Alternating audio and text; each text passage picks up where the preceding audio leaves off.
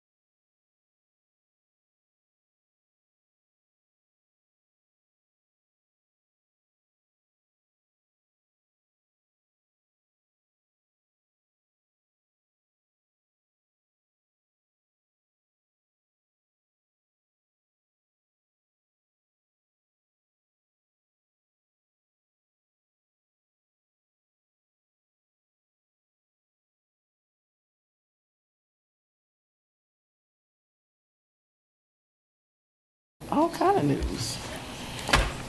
I'll do. All right. You ready to go? Let's do it. Good evening and welcome back to the Tuesday, September 12th, 2023 Lawrence City Commission meeting. We will begin our meeting with a few instructions from our city clerk, Sherry. Thank you, Mayor, and good evening, everyone. If you are attending this meeting via Zoom, please ensure you are muted and your video is off when you are not actively participating in the meeting. This allows the active meeting participants to be seen on screen. If you have any trouble, you can send a chat. All chats go directly to the meeting host. The city reserves the right to mute people or turn individual videos off to minimize distractions during the meeting. This meeting is being recorded and broadcast on the city's YouTube channel, excuse me, and cable channel 25. When the mayor calls for public comment, those attending in person should approach the podium to indicate they wish to speak.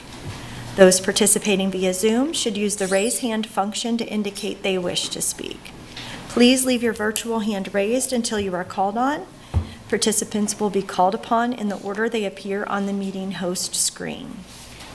Please state your name before speaking, and all comments will be limited to 3 minutes. Thank you, Mayor. Thank you, Sherry. So we'll begin with item B. We've already done item item A, which is the executive session. So item B, which is approve the agenda. The City Commission reserves the right to amend, supplement, or reorder the agenda during the meeting. Are there any city commissioners that would like to amend the agenda? Move to approve the agenda? Second. I have a first and a second. All in favor? Aye. Opposed? Passes 5-0. So we're on to our second part, our part C. Proclaim September 19th through November 8th, 2023 as Booktoberfest. Sorry about that. Do we have any? I believe we got Yay. Polly? You do, yeah. Would you let me read? Yeah, please. Booktoberfest. It's a mouthful, but it's long. Well, I wanted to thank the commission so much for having me, and I wanted to take this opportunity to invite you and the community to Booktoberfest 2023 celebrations. As you said, from September 19th to November 8th, we're transforming the solitary act of reading into a shared experience that celebrates our collective love for stories. Our lineup of events and programs is designed to connect fellow book enthusiasts. Festivities kick off next Tuesday with the Booktoberfest and Dracula Daily launch party on the 19th from 7 to 9 at the Lawrence Art Center. Matt Kirkland will launch his eagerly anticipated book and share stories from the immensely popular Dracula Daily project. You'll be able to acquire the book, but you guys, I'm bringing you some today. You'll be able to acquire the book and secure a copy of Bram Stoker's Dracula, our selected Booktoberfest community read title, while supplies last. If you didn't already register, I'm sorry, it's full, but we do have a waiting list. So please get on the waiting list if you want to come. People always drop off on the day of. We'll also have 20 titles for 7-day checkout, and both the ebook and the digital audiobook will be immediately available for all Lawrencians to participate in the fun. For the rest of Booktoberfest, we'd like to have you join us for our celebration of freedom to read during Banned Book Week, which is October 1st through 7th. For screenings and discussions of the movies Blackula and Dracula's Daughter, for our huge adults-only scavenger hunt in the library, Haunted Stacks, on October 20th, for visits from 3 best-selling authors, Alex Grecian, Jonathan Lethem, and Nathan Hill, for book club speed dating on November 1st, and for our final wrap-up on November 8th with Professor Giselle Anatole and company as we sink our teeth into global vampire lore and offer some reflections on Dracula. Puns absolutely intended there. The dates for the events will be on the bookmarks that I give you, and the QR code in the back will take you to the Booktoberfest page, so you can register for all the events. Thank you. Thank you very much. I'm going to go ahead. I'll read the proclamation now. Whereas Booktoberfest is Lawrence Public Library's biggest event of the year for adult readers. Brought together by a shared love of books and stories, we will celebrate with 8 weeks of events, including a book the community is invited to read and together. Now in its third year, Booktoberfest events commence on September 19th and will close on November 8th. And whereas in 2023, Booktoberfest features a community read for all adults the classic novel Dracula by Bram Stoker. Dracula will while residing in the horror genre, has within its gothic heart themes of identity and foreignness, gender and sexuality, modernization, light versus dark, religion, madness, and monastery, I'm sorry about that, and more. And whereas together with the Lawrence Public Library Friends and Foundation, the University of Kansas Libraries, and the Raven Bookstore, Lawrence Public Library will host activities around Lawrence and at the library in Lawrence that celebrate and promote adult reading. And whereas the Lawrence Public Library encourages the pursuit of a community coming together around a shared love of reading and a shared book with a commitment to exploring the themes and concepts through entertaining, thought-provoking, and conversation-starting programs.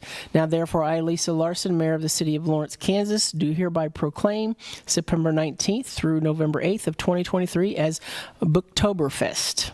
Thank you.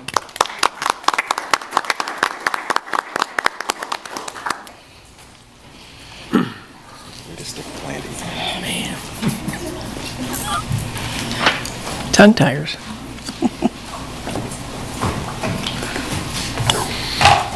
All right, our next proclamation, I'll let Sherry pass those out. Our next proclamation is Constitution Week, and we have Marla Slaughter with the Betty Washington chapter of the NSDAR. Thank you, Madam Mayor and Commission members. This year, we celebrate the 68th anniversary of Constitution Week. The Daughters of the American Revolution initiated the commemoration of Constitution Week in 1955 when our organization petitioned Congress to dedicate September 17th to the 23rd in commemoration of Constitution Week. Congress adopted the resolution, and on August 2nd, 1956, Public Law 915 was signed into law by President Dwight D. Eisenhower. We encourage everyone to join us in celebrating this powerful document that is so important to American history and its citizens, past, present, and future. Thank you. Thank you very much, Marla. I'll read the proclamation. Whereas September 17th, 2023 marks the 236th anniversary of the drafting of the Constitution of the United States of America by the Constitutional Convention, and whereas it is fitting and proper to accord official recognition to this magnificent document and to the patriotic celebrations which will commemorate it. And whereas Public Law 915 guarantees the issuing of a proclamation each year by the President of the United States of America designating September 17th through 23rd as Constitution Week.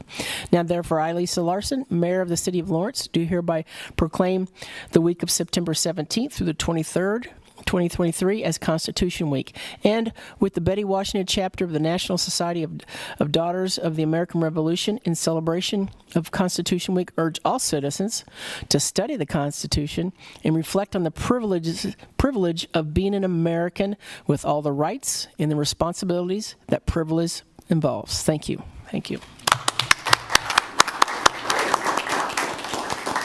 Mayor, real quick, I would add that the Douglas County Bar Association is doing a reading of the Constitution tomorrow in Division 6, starting at 10 o'clock. They're going to read the entire Constitution. It'll be streamed on the Judicial Page website, and of course you can come in person. And so anyone who wants to come up, if you get there by 9:45, you can sign up, and then you get to read a portion of the Constitution. And as many people as we get to sign up, I mean, there's several, obviously people signed up in advance, but everyone's welcome. 9:45-ish, Division 6 tomorrow in Douglas County District Court. Thank you for that, Commissioner. All right, we're on to item D, which is public comment. The public is allowed to speak on issues or items that are not scheduled for discussion on the agenda. Comments should be limited to issues and items germane to the business of the governing body. The Commission will not discuss or debate these items, nor will the Commission make decisions on items presented during this time. Each person will be limited to 3 minutes. Do we have any general public comment?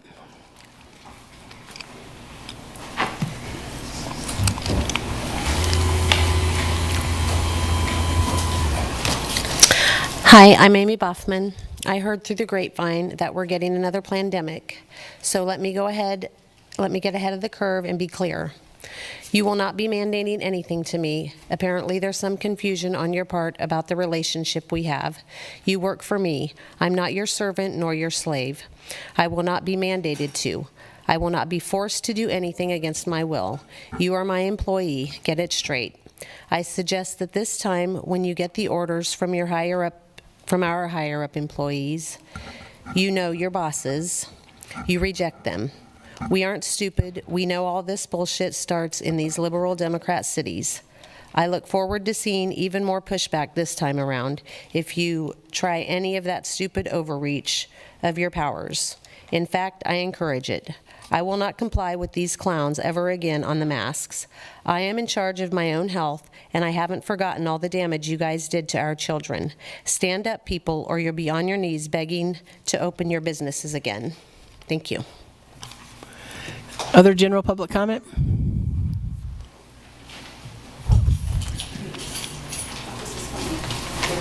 Hi, my name's Karen Pagel Miners. I've lived in Lawrence for 30 years. We are in active climate collapse. We ignore this reality at our peril and must act swiftly and decisively to hasten a transition away from fossil fuels to renewable energy. I don't really do math very well, and it's hard for me to envision emissions. I looked up at the EIA, the Energy Information Administration, the numbers for the Lawrence Energy Center. It is, and this is for 2021, that's the newest information that I could get that they had online. The Lawrence Energy Center emitted 2.25 million tons of CO2, carbon dioxide, for 2021. So, I don't know, what does that mean? I can't really visualize that. So I can do basic math though, and that ends up being 4.28 tons of carbon dioxide per minute.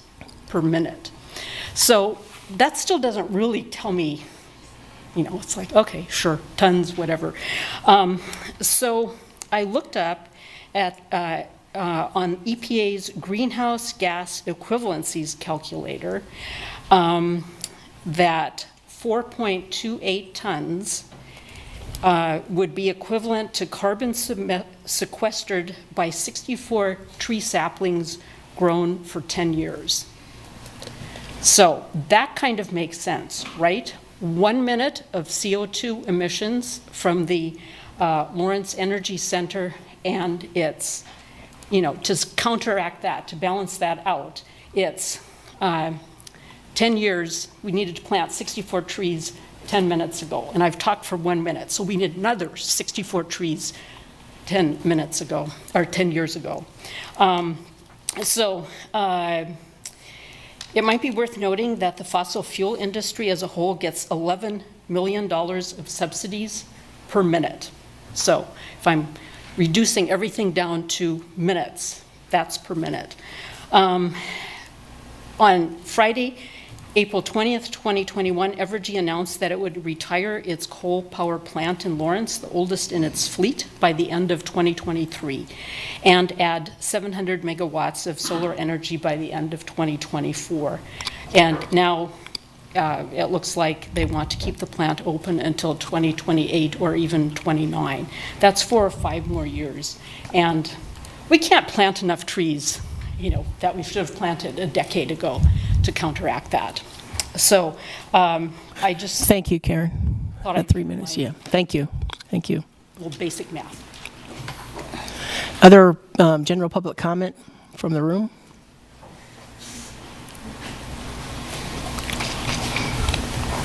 Hello, I'm Ty Gorman.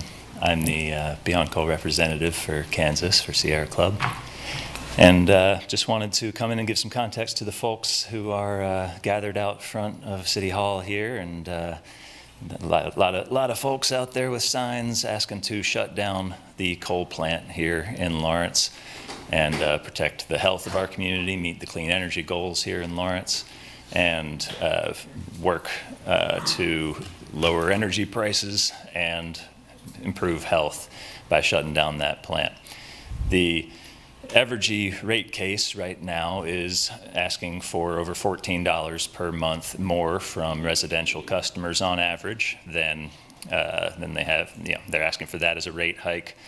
The biggest increase they've asked for, and at the same time, they are stopping the clean energy plans that they promised us that they would make 3 years ago. In 2021, they said they would shut down Lawrence Coal in 2024, and they put that through the integrated resource plan process, and then the CEO unilaterally said, never mind, we're keeping it open 4 or 5 more years, and that kills more people. Lawrence Energy Center kills 3 people on average per year, according to the Toll from Coal report and other references that I've sent in the past. It also causes hundreds of asthma attacks and causes respiratory disease at levels much higher than that. So it's one of the least controlled, as far as environmental controls, coal plants in the region, and it's closer to a population center than any of Evergy's other plants. It's very old, it's falling apart, it needs to be shut down now. The rate hike side of this, coal is a lot more expensive than clean energy. And if you replace coal with solar and storage, it lowers energy prices. There's analysis behind that I've gotten to email you in the past, but the gas conversion side of that would be even more expensive, but going to clean energy reduces prices, especially with the Inflation Reduction Act incentives that are now available. The capacity from Lawrence is not required. Lawrence can shut down in 2024 the coal burning without affecting their capacity requirements in the Southwest Power Pool or the reliability of the grid regionally. They had already planned to do it. They don't have significant constraints to shutting down the coal plant from a reliability perspective. And everybody out there, the town and the media and folks, want us to meet our clean energy goals. Evergy's making us pay more money for clean energy. Thank you, sir. Thank you. Thank you. Thank you. Any other general public comment? Oh.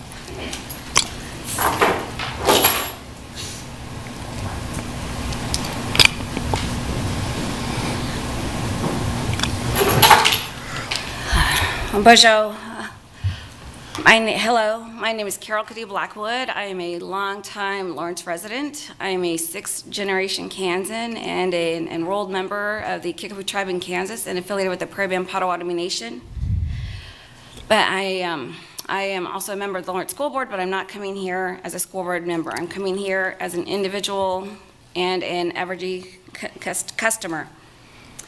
And I don't want to repeat everything that everybody has said, but I urge this board, this commission today to demand that Evergy stop burning coal. And as my colleague here, Ty, has said, people with asthma are suffering. I'm suffering. I'm a long hauler of COVID, and this has impacted me greatly. And so I ask you to take that into consideration with the rising rates, rising taxes.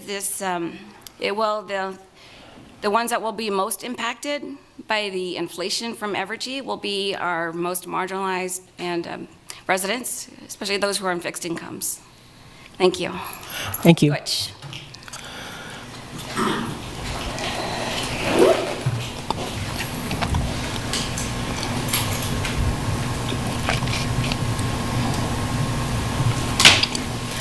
Bonjour, Osio. It's Osio. Hello, I am Georgia Blackwood. I am a member of the Kickapoo tribe in Kansas and affiliated with the Prairie Band Potawatomi tribe in Kansas and the Oklahoma Cherokee Nation. Well, rising price rates are important, but we have to think about the future. And is this the future we want to have with the heat dome of, heat warnings where we can't even walk outside for too long? Is this the future we want to have? This is not livable and this is not sustainable. And coal mining, they disproportionately affect the poor and the marginalized. And if we want to talk about change and progress for the poor and the marginalized, how are we going to do that if we keep allowing coal to burn? Thank you. Miigwech. Thank you. Any other general public comment from the audience? Hello, my name is David Baston. Let's see. I spoke last week on the budget and the CIP, and 29 seconds has gone off the recording, which I think they're working on it now, so I just was bringing that up. Let's see. Sorry, I deleted a bunch of this stuff. I know last week Ms. Sellers was referring to the state as making you guys out to be the boogeyman as far as the revenue neutral rate exceeding and then having the public notified. And I understand you thinking that way, but for me, it was more like it's giving the public a chance to come in here and see how you guys spend the money and what everything, how everything works. And maybe the public doesn't even know that they can view these things. So I think the public notification on that in that aspect is good. So I was just bringing that up. And I know I've spoke here several times in the last couple months or so, just trying to give a few examples how we could lower our budget or just cut back on some of the spending. Basically, I was looking for a response as I don't think anybody actually said that maybe we could look at our departments, except for the mayor mentioned that from going forward that we would be, that'd be something that we could do, but nobody else ever acknowledged that maybe we do need to look at our departments and see if there is something that we could save anywhere. And I know I brought up a few things, but I mean, there's lots of things that we could actually look at. I mean, I know we're doing a lot of work on the streets with putting new asphalt down, doing a bunch of patching asphalts, but I mean, anybody that knows anything about street work, you have to fill all the cracks, whether it's in concrete, asphalt. One of the things that makes it fail is water, and if you have cracks getting down in there, I drove all over town, there's cracks in the asphalt everywhere. I don't know if we have Craftco machines to go out and fill all them. And one other thing is, I think we actually need more city employees to do a lot of the work around here that we're paying all these other companies to do. I mean, there's just tons of money that could be saved if we can just not stick with just being so firm on looking at what we're already doing. So. Thank you. Thank you. Any other general public comment? If not, we'll go to Zoom. Lawrence Accountability.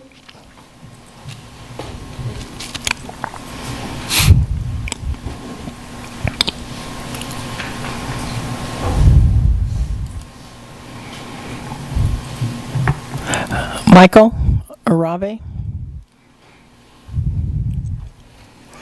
Let's go on to Chris Flowers. Okay. Chris Flowers. Hi, this is Chris Flowers, and I just wanted to comment about Constitution Week. I guess, I don't guess, but freedom of religion is one of our constitutional rights, and I just want to throw something out for you to think about. Out in California, I believe there are a couple of groups, I think, that are suing for the government to recognize magic mushrooms as a religious right, basically. And I want y'all to think about that, because if people are using magic mushrooms to gain spiritual enlightenment, then do some of us really have religious freedom if we get thrown in jail if the cops catch us with it? So maybe I'm serious. I want y'all to seriously consider thinking about if there's a way to add some kind of exception to the law, you know, if you have magic mushrooms, but it's for religious purposes, that the city would be okay with it and recognize a religious right to magic mushrooms. Thank you. Thank you. Other public comment on Zoom? Hey, You can go ahead. yeah, who is you? Are you guys talking to me? Yeah, Michael Robbie, Lawrence Accountability, you're on. Yeah. So what is it with, am I the only person in town that doesn't get any kind of a notification that I'm on mute? You just freaking skip me? Is that another area of bias with you, Mayor? I really want to know. Anybody else that's on mute, you always tell them that they're on mute. How about we visit that real quick? Why wouldn't you say something, hey, you're on mute or something, but you just skip me? Is that another level of the bias in this town that you express?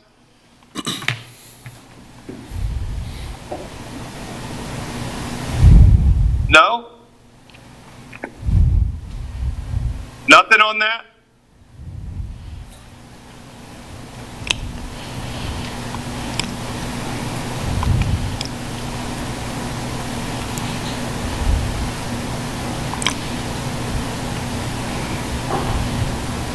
Michael, are you finished?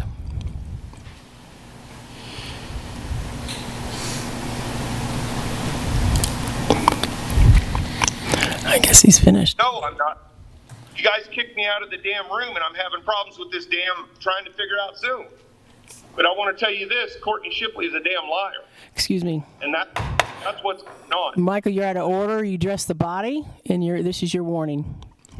Your city commissioner lied to Craig Owens about actions in the parking lot out here so that he could grab some stuff Michael, you're done. Sherry? out of gates. Do you want him removed from the meeting or just muted, Mayor? No. Yeah, that's fine. Okay. Actually, we've done it before. We've cut him off because he's kicked out of the meeting. What? Yeah. So go ahead and get him off. Any other public comment on Zoom? Stop. Screw you, Mayor. I'm working on it. Go ahead and get... Any other public Great start to Constitution Week. Any other public comment on Zoom? If not, Sherry? No, Mayor, sorry. I'm Okay. just making sure I had that. Yeah. If not, we'll bring it back to the commission. And we're on to item E, which is the consent agenda. Items on the consent agenda are considered under one motion and approved by one motion. There will be no separate discussion on these items. If discussion is desired, that item will be removed from the consent agenda by a member of the governing body and considered separately. Members of the public wishing to speak on an item that has been removed from the consent agenda will be limited to 3 minutes for comments. Are there any commissioners that would like to have any items removed for further discussion? If not, then I would ask for a motion. And Mayor, there was an Oh, there is one. You're right. I'm sorry. late update, and I apologize for that, but there is one item that the Is public, there any commissioner that would like to have the quasi-judicial item removed? Is there anybody from the general public that would like to have that item removed for further discussion? If they're not, we'll bring it back to the commission for a vote. Move for approval of the consent agenda? Second?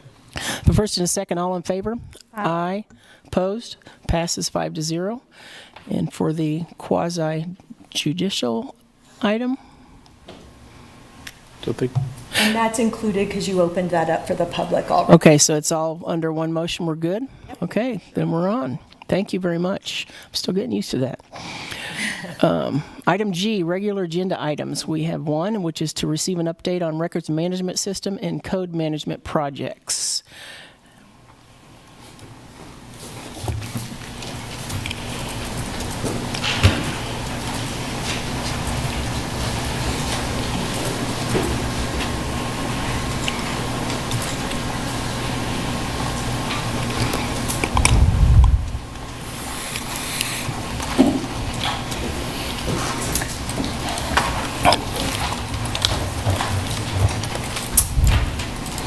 Sherry Riedemann, City Clerk, Mayor and Commission. I just want to thank you for the opportunity to discuss a couple of projects that we're excited about. Implementation of a new document management system and new code management software. Both of these projects align with the city's efficient and effective processes commitment by assisting staff in providing consistent and trustworthy delivery of city services. So this first project, the city clerk's office is currently working on with the IT department. We're implementing a new document management system, and this is to replace our current aging system. It will address our long-term needs citywide and also address some of the security concerns that we have with our existing system. The system that was chosen is Laserfish. Brian Thomas with our IT director is online so he's available to answer questions as well. And I'm just going to provide some of the high points of the system and the benefits that it's bringing to the city. In terms of efficiency, the system will integrate with Microsoft 365 and DocuSign, which are both systems that the city uses. This means that documents can be created and routed for review and signatures. Right now, we still have a lot of physical routing of documents, so this will really increase our efficiency and also help us move towards a paperless environment. It also can perform and save granular searches across a wide set of attributes for ease and quick content retrieval. This means that we will have a quicker response to internal and external records requests.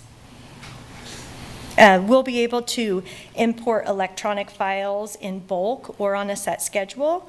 Again, this efficiently moves records from current locations to make them more accessible. We'll also be able to capture documents through a mobile device's camera, which will assist our staff, our field staff, because we have quite a few folks who work out in the field. We'll be able to share content with external users. The initial implementation in phase 1, we won't have that external portal for the public, but it will be in phase 2 to where we'll have a lot more documents of the city that are open records that our residents can access themselves. And it also allows us to store previous versions of documents, just allowing us to revert back to prior versions if needed, and also review and access those so we have a history of the documents. Another high point for us is the security that the system allows. So we can set access rights by individuals, roles, or groups to control access. We can also track user actions, such as creating, deleting, editing. It will have multi-factor authentication to strengthen user security. And we'll be able to redact images and/or text. This allows us to hide sensitive data from unauthorized users. A lot of times with a records request, not all the information in one record is open. And so we currently do that, obviously, but it's a more manual process. So this will be able to be done right in the system. We can also apply a legal hold to specified content. This preserves all forms of relevant information, and it also halts retention policies to avoid accidental removal when litigation is possible, because if there is any pending litigation, any records, even if they were, if the retention schedule would, it just changes the retention schedule of a record if there's any type of litigation involved. And then in terms of records management, it will assist us in managing records through creation, active use, and disposition based on compliance with our set retention schedules. This includes classifying, securing, storing, tracking, and destroying records as necessary. And this reduces manual records-related actions, which just kind of reduces that human error. So that's really the information that I have on the document management system. So before I move on to the next one, I just thought I'd pause to see if you all had any questions. Any questions? Just a couple questions, because I'm kind of a document management nerd. I just curious, one, which departments, is this every city fire, I mean, is this fire, police, public works, planning? Eventually. Okay. So we're really trying to move towards having one system that everyone's functioning on. It makes it easier for us to share records. Currently, we still have a lot of records in network folders, and so for accessibility, it's hard to share that information, but we would all have access. So for instance, we may have 3 copies of the same contract in different departments, and this has it in one place so we can all access it. Right now, we're working primarily in our first phase with city clerk record, well, those records that are on the current system that's aging out, and that's municipal court, city clerk, one division of planning and development services, but it also will mean that any time a department is considering a document management system, like this is the system we'll be using. So as their systems age out, they'll be transferring to this system. Yeah, certainly, the more you can get on, the better efficiency you have.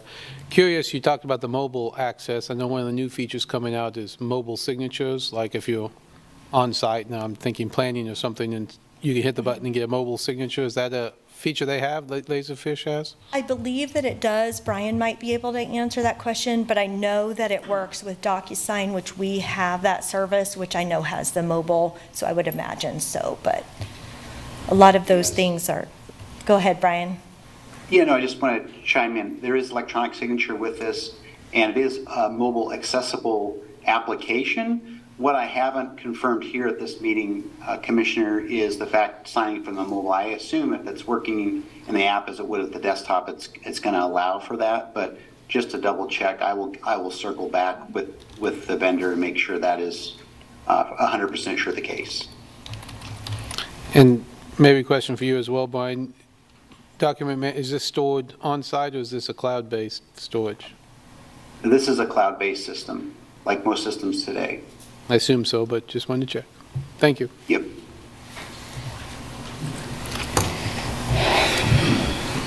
Any other questions? Nope. Okay.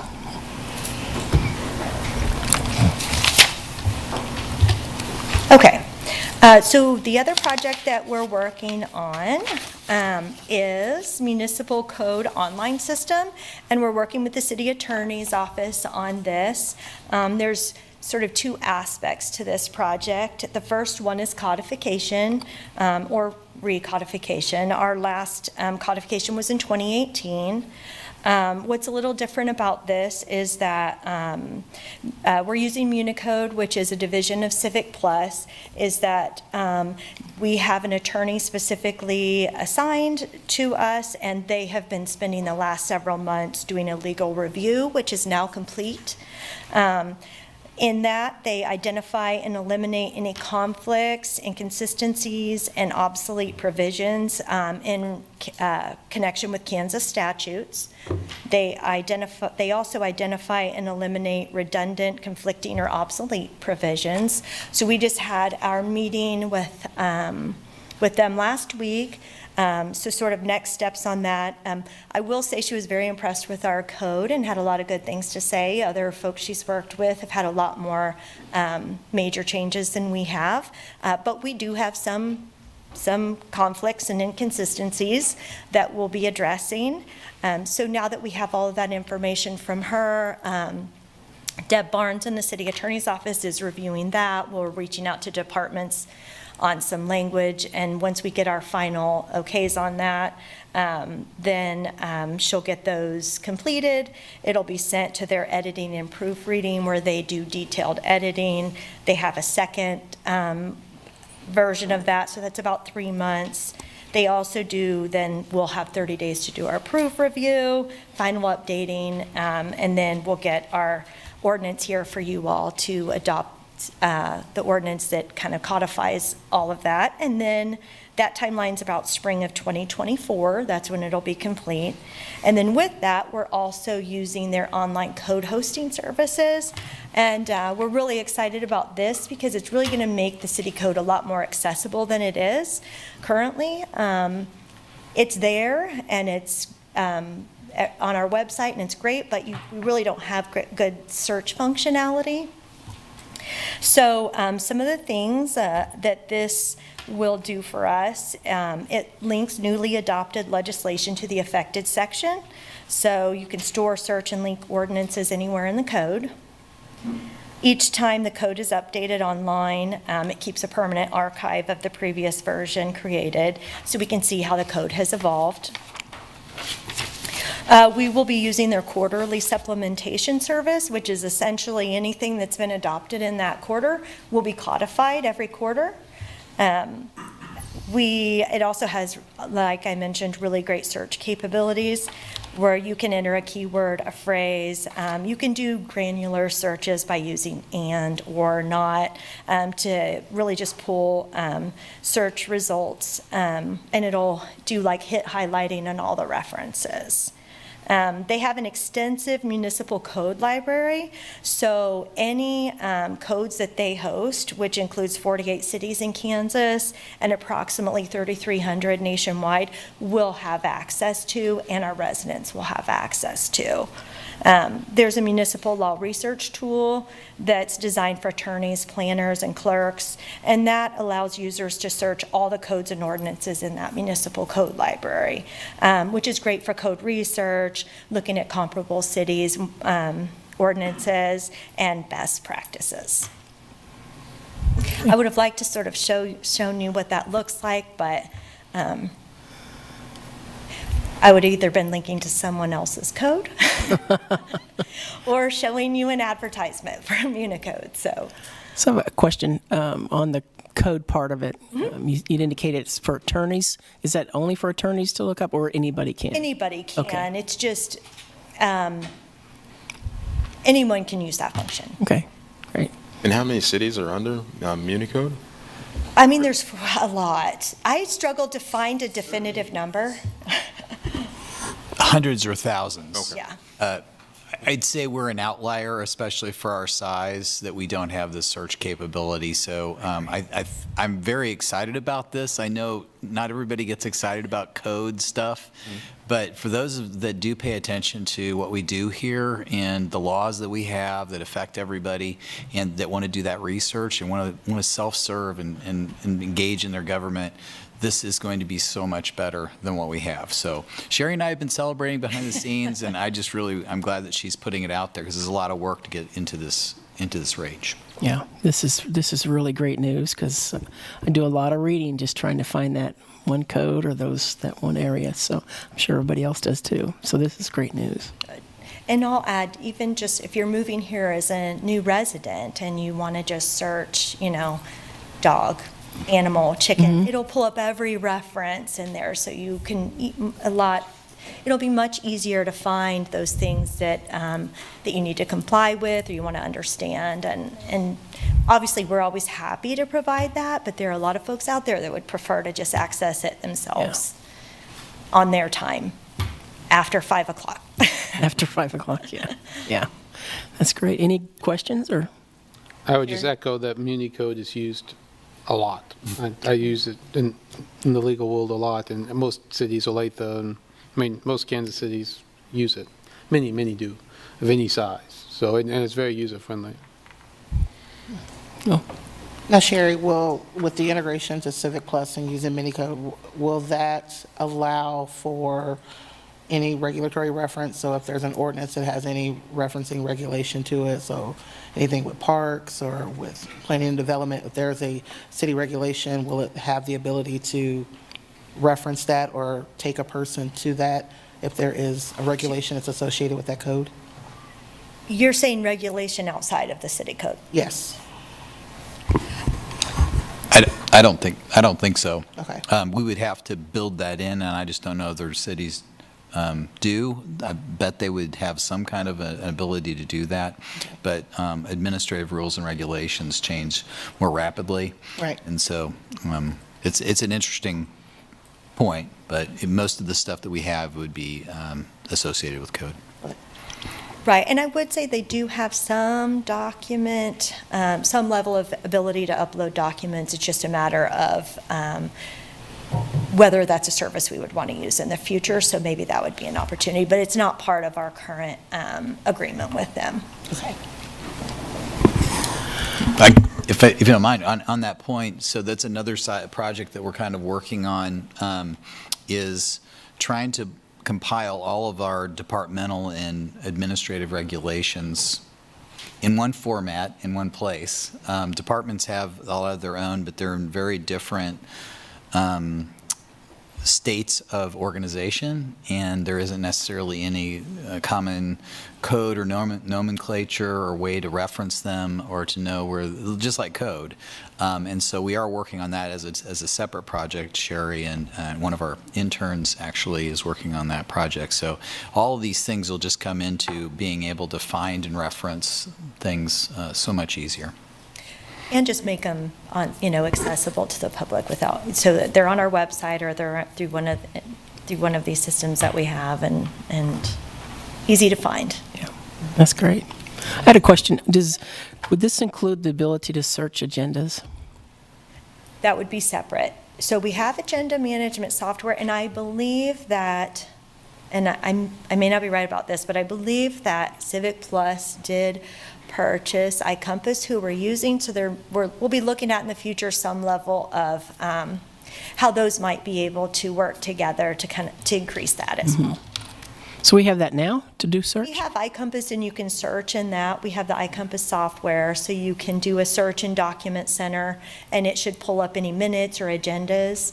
So, I'd be happy to schedule some training on that for you all. I know we did it a long time ago when we first implemented it, but it might be a good touch point for all of you just on use of the agenda management software. Yeah, thank you. Sure. Any other questions for Sherry? So Sherry, just real quick, because for document management, so example, and I could be fishing here a bit. So at code enforcement, if there was someone out doing an inspection and they were doing it on site, putting it into their system, does that then will that feed into that, or will there be some type of API key that houses that information? Because I know you said this is first for the clerks, but at some point, will that be a part of a phase that there will be a feed into that? Yes, I'll let Brian also kind of respond to this, but ultimately, there's always going to be certain systems that records are created in that it makes more sense for that record to maintain there. But so if there's, for instance, we're implementing licensing software, we won't be transferring that data into our document management system because it doesn't. So it just, it depends. Okay.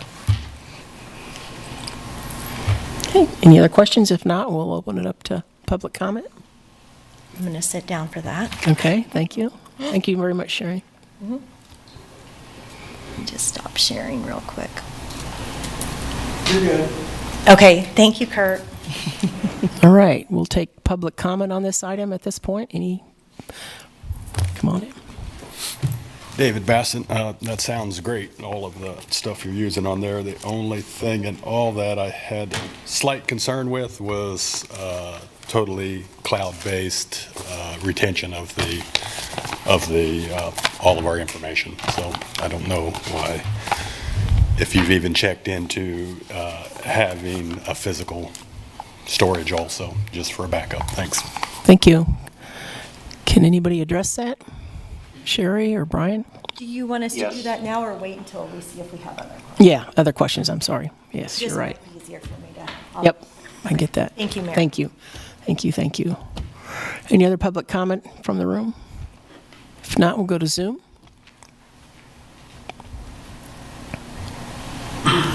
It doesn't look like there's any other public comment, Mayor. All right, bring it back to the commission, and if you could give us an idea of Mr. Gaston's question. Absolutely. Good evening, Mayor. This is Brian Thomas, Technology Director for the City of Lawrence. Yes, as most cloud systems today, they have to be at a certain level of certification, typically ISO certified, but in a lot of cases now for government work, it's called being FedRAMP certified. And all these cloud providers that we use multiple for different services and software, and those are certainly certified to the highest level or highest standards for government storage of government data. Thank you. Okay, bring it back to the commission. On to item number, we're off to item G. No, I'm sorry, item H. Any other comments on that? Yeah, oh, I'm sorry, any other comments? Thank you. I can stand back up there if you want. Okay. No, thank you all for your presentation. Yeah, this is a great move forward as we continue to, do these types of projects and bring them on board. It's just going to make our ability to be more transparent in the community because they'll be able to search. I think that's great versus having to hunt and peck, which there's a lot of that going on right now. So I really appreciate the work, Sherry. Thank you. Thank you. Any other comments? All right. Now we'll move on. Thank you. To item H, which is the commission items. Any commission items? Mayor, this is Commissioner Sellers. I have a couple of items. I know and my energy drink is not kicking in. Under Safe and Secure, I know it's been almost 2 years. We started a process where we were reviewing certain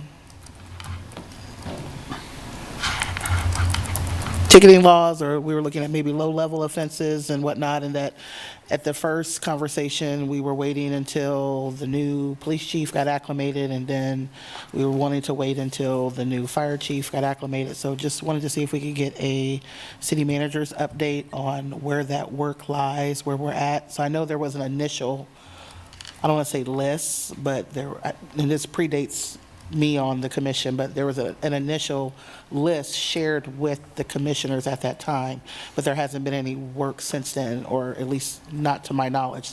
So just wanted to see if we can get an update on that work and where it's at. Yes. Okay.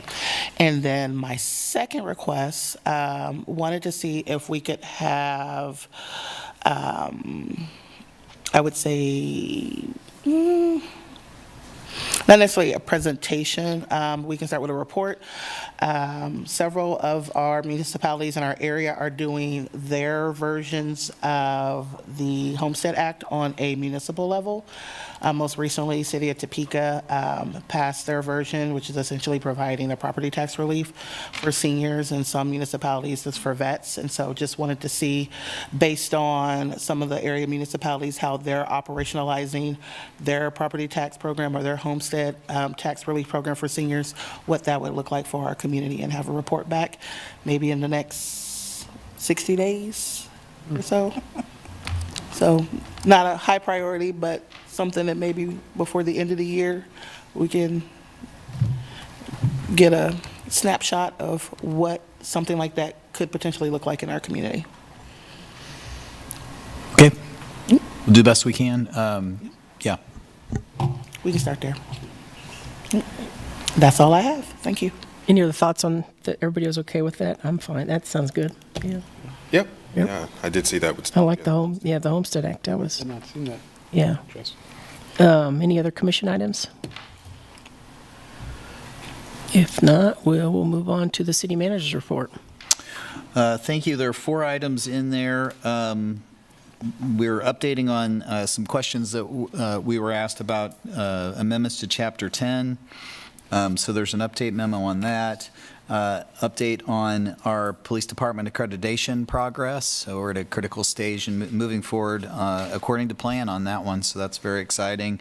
And also the CJCC worked on the police stop data from '22, and there was a report on that, and it was discussed at CJCC, so we're updating you on that as well. And then future agenda items. Okay. Any questions for Craig on any of those? No? Okay. This is a public comment item, so I'll open it up to the audience for public comment. Any public comments on this, on the city manager's report? If not, we'll go to Zoom. Chris Flowers. Yeah, this is Chris Flowers. I just was looking at the future agenda items. I'd want to comment on December 5th, looks like is the conduct election of mayor and the vice mayor. I was just wondering, have you all thought about this now that we've changed how the elections work and third place no longer gets only 2 years? Because now third place would completely be screwed when it comes to the mayor, because I mean, before they'd get, in 2 years, they'd get a chance to run again. So I'm just thinking, I'm challenging you all again, like I've done the past couple of years, to actually consider who'd be the best mayor. And I'd just like to say this, that tonight, I don't think the mayor, our current mayor, I think she messed up. And you all should be thinking about this, because Michael did not address a single commissioner. He was telling a story about a single commissioner, which should be allowed by the rules. So if you have a mayor who, if this isn't the first time she's kind of misread the rules or whatever, so y'all should be actually having a conversation now that you're being anal about the rules, about which one of y'all can actually implement the rules in your new anal manner without, violating them. Thank you. Any other comment on Zoom? No other comments, Mayor. All right, bring it back to the commission. Review any comments from the commissioners on this? I was just going to add real quick, I heard it on, I think it was last week on NPR. We got a shout out about the national program for Fix-It tickets and how we're initializing the vouchers for that. So as someone that has experience being profiled for Fix-It tickets, I'm glad that we are taking a very proactive approach to not criminalizing or creating a criminalizing atmosphere in that. So I'm glad that we're doing that program. So thanks, Chief. Thank you. Thanks for pointing that out. That's good. I did want to maybe ask or follow up on number 1, the amendments to Chapter 10. I see some follow-up and recommendations, but I don't necessarily see a timeline. Just want to be sure I keep it on my radar.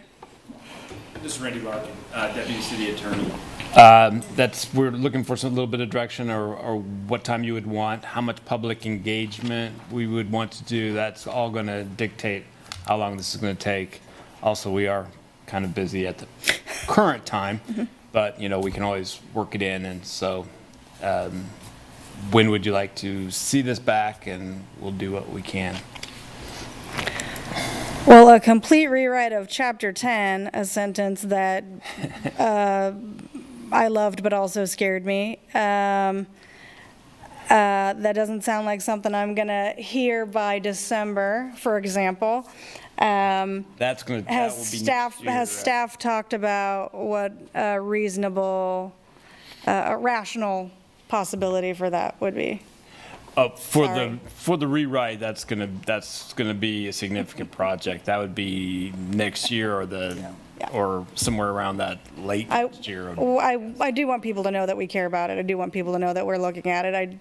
I know that it's not immediate, but I do want to be sure. I feel that we've given direction in the past that this is important to us. I can't remember. But I also don't want to be irrational.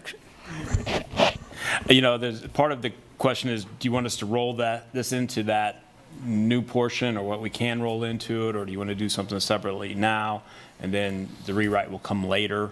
That's kind of the direction that we were looking for regarding that portion of it, because the rewrite's going to be comprehensive and it's going to take a while, and that, we have the committee that's working on the boards, and that's going to precipitate some of that going forward, but that'll take a while. And we can include it in that. We can do something short term, as a stopgap, and then that would be rolled into the new code. So anyway, that's kind of the direction we were looking for. So have we given direction, I just don't recall, to do a whole rewrite of Chapter 10? I don't recall. I don't know. I thought that was part of the plan coming out of one of the committees or something. At least I've heard some discussion that there was probably be some type of rewrite of Chapter 10 going forward. And I know that's not going to, we're not starting that now, but probably in next year was some type of project that would be involved with that. So Mayor, when I was chair of the Human Relations Commission, that was one of the things that we talked about in our Chapter 10 subgroup, was that at some point there would need to be a review similar to what was done with development code, that there would need to be a review of the Chapter 10 code. And we had made that commitment in honor of the 60th anniversary of Chapter 10, so. And I think if there's a combination of certain boards, I think we're going to combine some boards, and if that's going to happen, there's going to have to be a rewrite of Chapter 10 just to make that happen. So. Okay. So that would come before, if we're going to be merging some of these boards, I don't know. Right. So that would come back to us and say, this is what we want. We do want them to pursue rewriting it. Would that involve hiring a consultant? At this point in time, I don't anticipate that would be the case. I think it would Okay. come out of our office. But then again, that could be the call for the city commission. Great. Thank you. Thank you. I guess Anything? my preference always is the more we can do at once, the better. Piecemealing it is not usually very useful. And so I would not be in any rush to, because once you try to open the door on something, people want to talk about the other things, and I'd rather put it together as much as possible. And we have a good sequence of that, seeing that I left this work in March with the state. The onesie-twosies gets a little bit reductive, and so when you're able to open it up, then you're able to do more than you can at once, and especially with our Chapter 10. And I know that there's been some previous discussions with the Human Relations Commission to bring back some other things as it relates to some of the source of income work that they've done. So I think the progression that we have and timeline we have with the review of boards and commissions and what that's going to entail to us, that we just might as well wait till after that's gone through to just to open it up completely and to almost follow a regulatory, we call it a promulgation process, that allows you to build in that public comment, that public engagement piece. That will definitely be beneficial. It'll be instrumental to this work, but it'll even be beneficial from an education component. Okay. Anything else on City Manager's report? Okay, we'll move on to commission calendar. Anything on the calendar we want to highlight or need to change? No. I will not be here next week. I'll be attending a conference in DC, so you can borrow my seat as long as you put it back. Don't mess it up. Yeah. All right, anybody else? If not, And you're not going to attend at all? No, I'll have a time difference that puts me at a disadvantage, so. Okay, thank you. okay, nothing else on the calendar? Move on to adjournment. So moved. Second? Got a first and a second, all in favor? Aye. Passes 5-0. Everyone. Another record.